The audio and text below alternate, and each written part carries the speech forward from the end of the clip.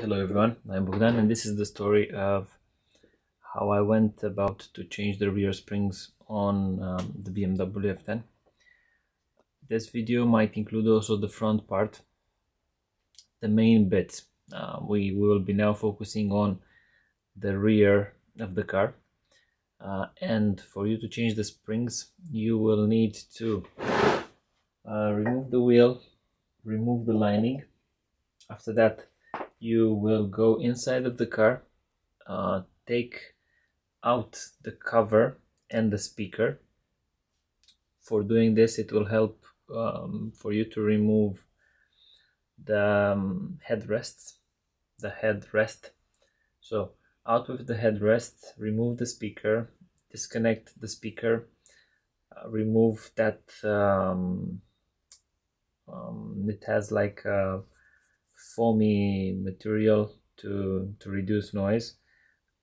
Move it to a side. You will be using, what did I use? You will be using a 13 mil to do that. You will be undoing 3 13 mil bolts. After that, you have a big I don't know what was it. Is this M16 bolt.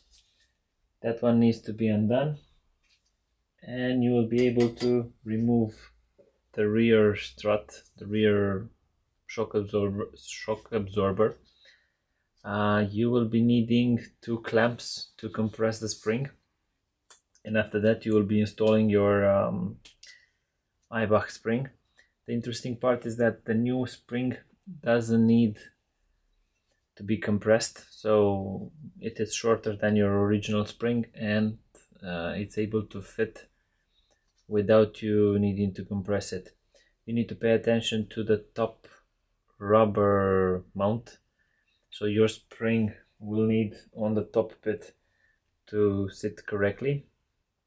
The lower part is more flexible, so I went about in twisting the spring so that it's sitting properly on the top, and after that adjusted the lower seat, the lower rubber seat. BMW is also asking you to use some rubber, to use some lubricant on this lower surface. I went and I used some normal grease on those surfaces.